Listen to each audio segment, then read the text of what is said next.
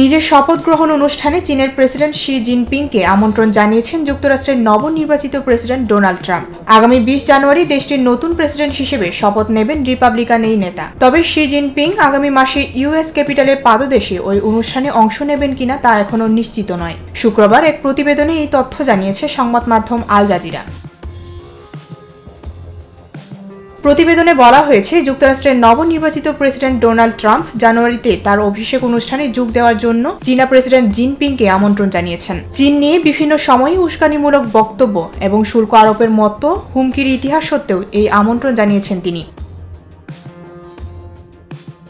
বৃহস্পতিবার ট্রাম্পের অন্তর্বর্তীকালীন প্রেস সেক্রেটারি ক্যারোলিন লেভিট রক্ষণশীল টিভি চ্যানেল ফক্স নিউজে হাজির হয়ে জিনপিংকে আমন্ত্রণের খবর নিশ্চিত করেছেন। তিনি এই আমন্ত্রণকে দুই দেশের মধ্যে সম্পর্ক জোরদার করার প্রচেষ্টার অংশ হিসেবে নেওয়া পদক্ষেপ বলেও উল্লেখ করেছেন। বৈশ্বিক পরাশক্তি এই দেশ দুটিকে দীর্ঘদিন ধরেই একে অপরের প্রতিদ্বন্দ্বী হিসেবে দেখা হয়ে থাকে।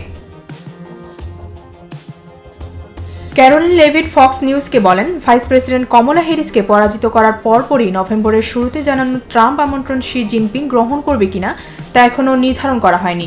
এছাড়া জিনপিং এর পাশাপাশি শপথ গ্রহণ অনুষ্ঠানে অন্যান্য বিশ্ব নেতাদের আমন্ত্রণ জানানোর কথা বলা হলেও ক্যারোলিন লেভিট আমন্ত্রিত অন্য বিশ্ব নেতাদের নাম উল্লেখ করেননি। তবে লেভিট বলেন, আগামী 6 সপ্তাহের মধ্যে অনুষ্ঠিত হতে যাওয়া দুপুরের এই উন্মুক্ত স্থানের অনুষ্ঠানে ট্রাম্পের দেওয়া আমন্ত্রণ এবং দেশ যারা কেবল আমাদের মিত্র নয়, আমাদের প্রতিপক্ষ এবং প্রতিযোগীও, তাদের নেতাদের সাথে খোলামেলা সংলাপ তৈরির একটি উদাহরণ। তিনি যে কারোর সাথে আলোচনায় বসতে ইচ্ছুক এবং তিনি সবসময় আমেরিকার স্বার্থকে অগ্রাধিকার দেবেন।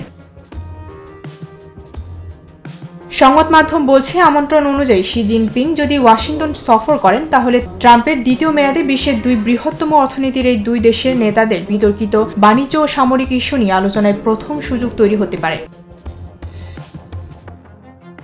গত 5 নভেম্বর অনুষ্ঠিত যুক্তরাষ্ট্রের প্রেসিডেন্ট নির্বাচনে আবারও বিজয়ী হন ডোনাল্ড ট্রাম্প, আর এর মাধ্যমে দেশটির প্রায় 250 বছরের ইতিহাসে দ্বিতীয় ব্যক্তি হিসেবে এক মেয়াদের বিরতিতে দ্বিতীয়বারের মতো হোয়াইট হাউসে ফিরতে চলেছেন সাবেক এই রিপাবলিকান প্রেসিডেন্ট।